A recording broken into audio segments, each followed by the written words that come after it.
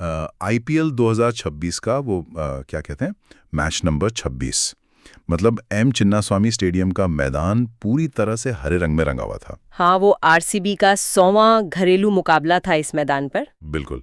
और उनकी वो जो मशहूर ग्रीन मैच परंपरा है ना, जहां वो पर्यावरण के लिए हरी जर्सी पहनते हैं, उसका हिस्सा भी था। माहौल तो बिल्कुल किसी त्योहार जैसा लग रहा था। सही बात है, एक शानदार पार्टी की पूरी तैयारी थी। लेकिन दिल्ली कैपिटल्स ने इस पार्टी में ऐसा खलल डाला कि पूरा स्टेडियम सन्न रह गया। एकदम सन्नाटा छा गया था वहाँ। तो चलिए आज की इस गहरी चर्चा में इसको थोड़ा डिटेल में समझते हैं, क्योंकि हमारा मकसद सिर्फ स्कोर कार्ड पढ़ना नहीं है। बिल्कुल। मतलब ये बताना नहीं है कि दिल्ली ने 175 रन का लक्ष्य कैसे 19वें ओवर में हासिल कर लिया। असल मकसद ये समझना है कि टी20 क्रिकेट के इस तेज फॉर्मेट में हाँ, और ये मैच पिच के मिजाज को पढ़ने और भारी दबाव में पार्टनरशिप बनाने का एक मास्टर क्लास है। तो शुरुआत कहाँ से करें? यहाँ सबसे हैरान करने वाली बात यह है कि दिन के समय चिन्नास्वामी स्टेडियम की पिच का मिजाज बिल्कुल ही बदल गया था। अच्छा। आमतौर पर तो हम इस मैदान को चौकों छक्कों की बारिश और वो 200 प्लस वाले फ्लैट ट्रैक्स के लिए ही जानते हैं। बिल्कुल। लेकिन टॉस के समय दिल्ली कैपिटल्स के कप्तान अक्षर पटेल का जो फैसला था ना, वो पूरी कहानी का टर्निंग पॉइंट था। उन्होंने टॉस जीतकर पहले गेंदबाजी चुनी थी ना? हाँ, दिन का मैच होने की वजह से तेज धूप ने पिच को काफी सूखा और धीमा कर दिया था। बेक होने की वजह से पिच का ऊपरी हिस्सा थोड़ा क्रैक हो रहा था। तो ये कोई नॉर्मल चिन्नास्वामी पिच नहीं थी जहां गेंद सीधे बल्ले पर आती है। ये ऐसी पिच थी जहां अगर गेंदबाज गति कम करे तो गेंद पिच पर ग्रिप करने वाली थी। ये टॉस का फैसला दिलचस्प तो था, लेकिन जब आरसीबी की पारी शुरू हुई तो ऐसा बिल्कुल नहीं लगा कि पिच धीमी है। शुरुआत में तो ऐसा लग रहा था कि आरसीबी 200 के पार जाएगी। वही तो। अगर हम पहले 10 ओवरों के डेटा को देखें तो आरसीबी ने 99 रन बना लिए थे और सिर्फ 2 विकेट गिरे थे। रन रेट लगभग 9.9 का चल रहा था। और फिल सॉल्ट ने तो अकेले ही मोर्चा संभाल रखा था। अरे बाप रे, सॉल्ट ने सिर्फ 38 गेंदों में 63 रन ठोक दिए। मतलब 4 चौके और 3 गगनचुंबी छक्के। उनका स्ट्राइक रेट 165 के करीब था, जो कि इस सीजन का उनका दूसरा और आईपीएल करियर का 12वां अर्धशतक था। हाँ, और टिम डेविड का जिक्र भी तो जरूरी है। उन्होंने भी 17 गेंदों में 26 रन बनाए। और आपको पता है, वो सिर्फ 56 पारियों में 1000 आईपीएल रन पूरे करने वाले दूसरे सबसे तेज बल्लेबाज बन गए हैं। अरे वाह, ये तो कमाल का आंकड़ा है। तो मैं यही सोच रहा था कि अगर पिच इतनी ही सूखी और धीमी थी तो पहले 10 ओवर में ये रनों की बारिश कैसे हो रही थी? क्या ये नई गेंद का कोई असर था? हाँ, मैं बताती हूँ। असल में इसका तकनीकी कारण ये है कि टी20 क्रिकेट में नई गेंद काफी सख्त होती है।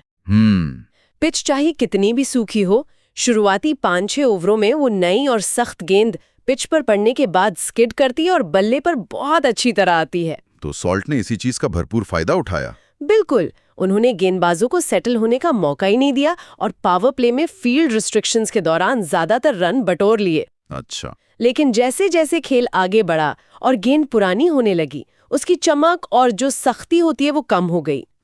8वें 9वें ओवर के बाद से शायद। हाँ, वहीं से वो पुरानी गेंद उस सूखी और क्रैक्ड पिच पर ग्रिप करने लगी।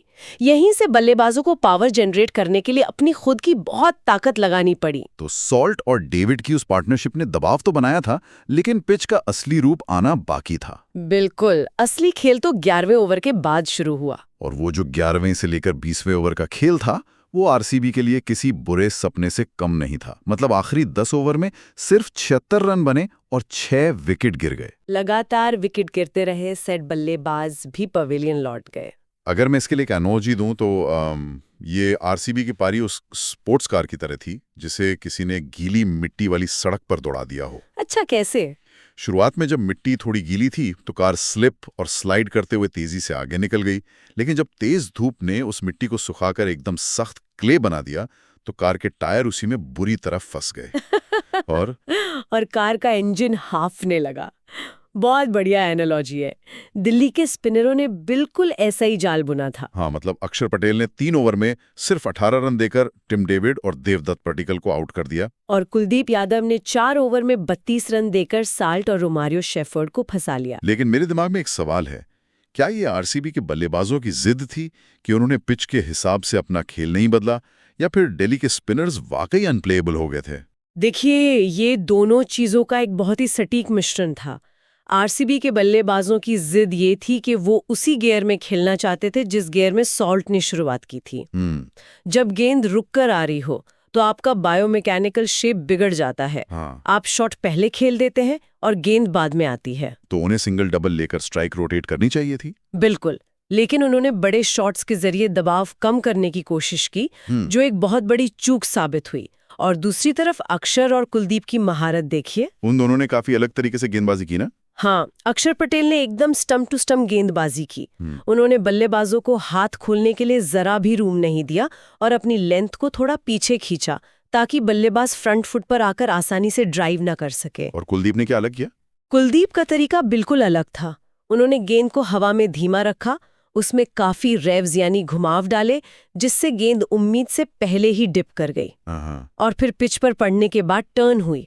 हाँ, इसी फ्लाइट और टर्न ने आरसीबी के मध्यक्रम की कमर ही तोड़ दी। ये समझना बहुत जरूरी है कि कैसे एक ही पिच पर दो अलग अलग तरह के स्पिनर्स ने बल्लेबाजों को इतना परेशान किया। तो आरसीबी 175 रन पर सिमट गई। हाँ, और अब दिल्ली कैपिटल्स की बल्लेबाजी की बारी थी। और यही कहानी में एक नया और नाटकीय मोड़ आया। मतलब आरसीबी ने जो गलती आखिरी 10 ओवरों में की थी ना, दिल्ली ने शुरुआत के 3 ओवरों में ही उससे बड़ी तबाही का सामना किया। शुरुआत तो उनकी बेहद खराब रही थी। खराब। पहले ओवर की चौथी गेंद पर पथुम निशंका 1 रन बनाकर आउट हो गए। फिर 2.2 ओवर पर करुण नायर 5 रन पर, और फिर उसी ओवर में समीर रिजवी 2 रन पर आउट। 3 ओवर के बाद स्कोर था सिर्फ 18 रन और 3 विकेट। शुरुआती दबाव पूरी तरह से आरसीबी के पास आ चुका था। बिल्कुल। भुवनेश्वर कुमार ने पावर प्ले में स्विंग का ऐसा कहर बरपाया कि टॉप ऑर्डर ताश के पत्तों की तरह ढह गया। उन्होंने 26 रन देकर 3 विकेट लिए। लेकिन मुझे यहाँ एक बात खटक रही है। क्या? ये दिन का मैच था, तेज धूप थी, पिच एकदम सूखी हुई थी। ऐसे में भुवी को इतनी खतरनाक स्विंग कैसे मिल रही थी? ये एक बहुत ही शानदार ऑब्जर्वेशन है। देखिए, आमतौर पर स्विंग के लिए हमें ओवरकास्ट कंडीशन या शाम की नमी की जरूरत होती है। हाँ, वही तो मैं सोच रहा था। लेकिन भुवनेश्वर कुमार की खासियत सिर्फ वातावरण पर निर्भर नहीं है। उनकी जो सीम पोजीशन है ना, वो कमाल है। उन्होंने गेंद को बिल्कुल अपराइट सीम के साथ रिलीज किया। अच्छा।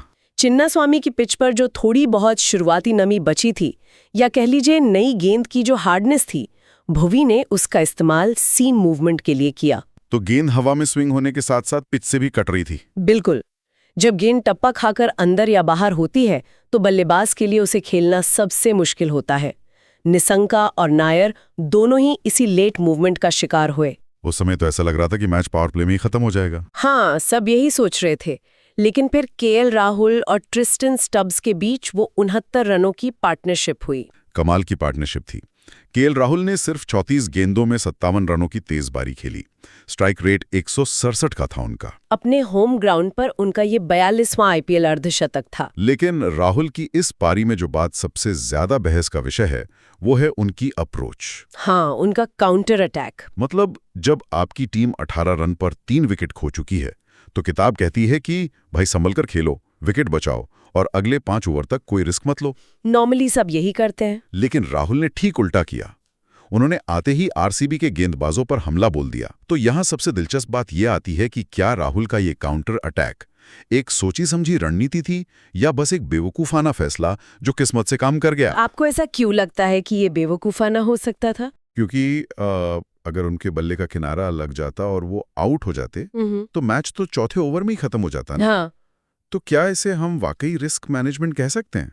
देखिए, अगर हम डेटा और मॉडर्न टी20 थ्योरी के नजरिए से देखें तो राहुल का वो कदम प्योर रिस्क मैनेजमेंट ही था। अच्छा, वो कैसे? इसे एक्सपेक्टेड वैल्यू के सिद्धांत से समझा जा सकता है।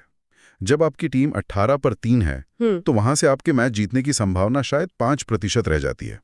सही बात है।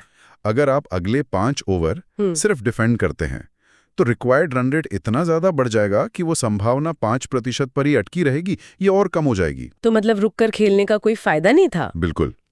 लेकिन अगर आप काउंटर अटैक करते हैं तो हाँ, आउट होने का जोखिम है, जिससे संभावना 0 भी हो सकती है। लेकिन अगर आपका काउंटर अटैक सफल होता है तो जीतने की संभावना सीधे 30 या 40% तक उछल जाती है। ओह, तो राहुल ने यही कैलकुलेशन किया था।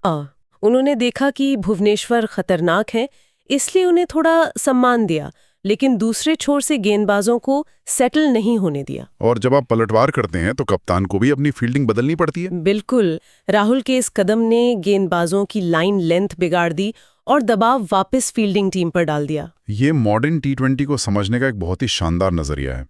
तो राहुल ने दिल्ली को वापस मैच में ला तो दिया, लेकिन जीत अभी भी काफी दूर थी। हाँ, और यहीं से शुरू होता है मैच का तीसरा और सबसे निर्णायक चरण, डेथ ओवर्स और स्टब्स का मास्टर क्लास। ट्रिस्टन स्टब्स, मतलब 47 गेंदों में नाबाद 60 रन।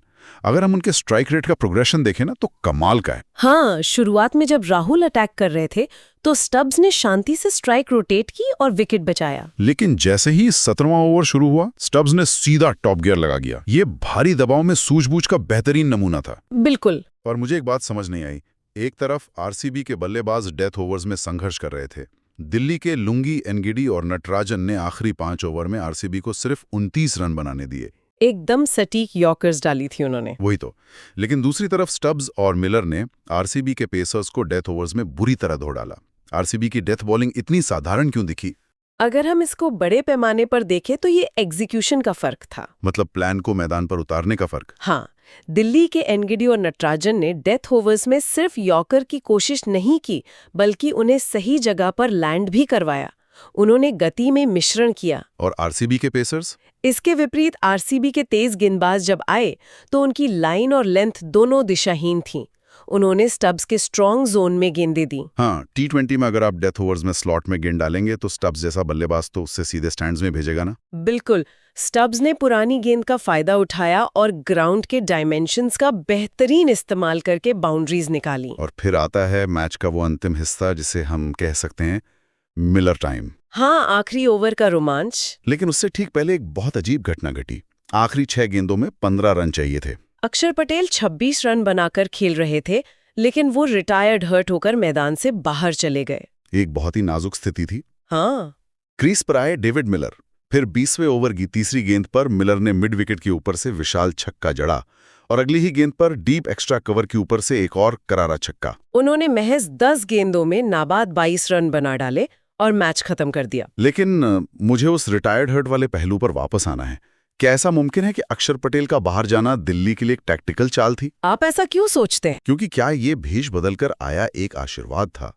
अगर अक्षर क्रीज पर होते, जो काफी गेंदें खेल चुके थे और थक भी रहे थे, तो शायद वो 1-2 रन लेकर स्ट्राइक रोटेट करते। हाँ। पर मिलर बिल्कुल तरोताजा थे और उनके पास वो प्योर पावर थी जो आखिरी ओवर में 15 रन बनाने के लिए चाहिए थी। देखिए, इससे एक बहुत जरूरी सवाल उठता है कि मॉडर्न क्रिकेट में मैच अवेयरनेस कितनी जरूरी हो गई है। हम यकीन से तो नहीं कह सकते कि वो चाल थी या वाकई कोई गहरी चोट थी। हाँ, वो तो है। लेकिन क्रिकेटिंग सेंस के हिसाब से वो दिल्ली के लिए सबसे बेहतरीन चीज हुई। अक्षर पटेल ने स्टब्स के साथ मिलकर पारी को स्थिरता देने का काम बखूबी कर दिया था। लेकिन अंत में ताकत चाहिए थी। बिल्कुल। जब आखिरी ओवर में 15 रन चाहिए तो आपको प्योर पावर हिटिंग और हाई बैट स्पीड की जरूरत होती है। डेविड मिलर के पास दुनिया की सबसे तेज बैट स्विंग में से एक है। तो मिलर का आना गेम चेंजर साबित हुआ। एकदम। उन्होंने गेंद की लेंथ को बहुत जल्दी पिक किया। मिड विकेट वाला छक्का उनकी स्ट्रेंथ थी, लेकिन एक्स्ट्रा कवर के ऊपर से मारा गया छक्का उनकी क्लास का सबूत था। उन्होंने साबित कर दिया कि क्यों उन्हें दुनिया के बेहतरीन फिनिशर्स में गिना जाता है। मतलब बिना किसी घबराहट के बिल्कुल शांत दिमाग से काम तमाम कर दिया। बिल्कुल। तो आखिर इस सब का मतलब क्या है? अगर हम इस पूरे मैच का एक निचोड़ निकालें तो 2-3 चीजें बहुत साफ उभर कर आती हैं। हाँ, पहली तो दोनों टीमों के पावर प्ले का कॉन्ट्रास्ट। सही कहा। आरसीबी ने बिना डर के 59 रन बनाए थे, जबकि दिल्ली 50 पर 3 विकेट खोकर संघर्ष कर रही थी। लेकिन टी20 में मैच पावर प्ले में नहीं जीते जाते। असली जीत मध्य ओवरों और डेथ ओवर्स में तय हुई। हाँ, जहां आरसीबी के बल्लेबाज स्पिन के आगे बेबस थे और दिल्ली के राहुल और स्टब्स ने मिडिल ओवर्स में बिना रिस्क लिए साझेदारी की। और डेथ ओवर्स में दिल्ली के गेंदबाजों का एग्जीक्यूशन बेहतरीन था। लेकिन इन सबसे परे जो बात सबसे ज्यादा ध्यान खींचती है वो है चिन्नास्वामी स्टेडियम की बदलती तस्वीर। दिन के मैचों में ये ग्राउंड अब हमेशा वो 200 प्लस स्कोर वाला स्वर्ग नहीं रहा। हाँ, यहाँ स्पिनरों और स्लोअर कटर डालने वाले गेंदबाजों का रोल बहुत अहम हो गया है। बिल्कुल। यहीं से खेल के भविष्य को लेकर एक बहुत बड़ा संकेत भी मिलता है। पिछले कुछ सालों में टी20 क्रिकेट पूरी तरह से पावर हिटिंग की तरफ झुक गया था। हाँ, हर टीम सिर्फ पहली गेंद से छक्के मारने वाले बल्लेबाज ढूंढ रही थी। लेकिन अगर चिन्नास्वामी जैसे मैदान जो पूरी दुनिया में बाउंड्री हिटिंग के लिए मशहूर हैं, अब धीमे और स्पिन फ्रेंडली हो रहे हैं, तो ये एक पैराडाइम शिफ्ट है। तो मतलब टीमों को अपनी सोच बदलनी होगी। बिल्कुल। अब टीमों को ये समझना होगा कि सिर्फ पावर हिटर्स के दम पर टूर्नामेंट नहीं जीते जा सकते। मध्यक्रम में तकनीकी बल्लेबाजों की जरूरत है जो स्पिन को खेल सकें, स्ट्राइक रोटेट कर सकें, जो पिच के हिसाब से अपने गियर्स बदल सकें। हाँ, T20 क्रिकेट अब सिर्फ ताकत का नहीं बल्कि अनुकूलनशीलता और तकनीक का खेल बनता जा रहा है। यह एक ऐसा विचार है जो आने वाले समय में फ्रेंचाइजी ओनर्स और कोचों को अपनी रणनीतियों पर दोबारा सोचने के लिए मजबूर करेगा। सही बात है। क्या हम T20 में ताकत से वापस तकनीक की तरफ एक बड़ा बदलाव देखने जा रहे हैं? क्या भविष्य की टीमें उन खिलाड़ियों पर ज्यादा पैसा लगाएंगी जो धीमी पिचों पर पारी संवार सकते हैं, बजाय उनके जो सिर्फ फ्लैट ट्रैक्स पर हिटिंग करते हैं? ये तो आने वाला वक्त ही बताएगा। बिल्कुल। ये एक ऐसा सवाल है जो क्रिकेट जगत को आगे काफी लंबी बहसों में उलझाए रखेगा और जिसके जवाब हमें मैदान पर ही देखने को मिलेंगे। आज की इस चर्चा में हमारे साथ जुड़ने के लिए धन्यवाद।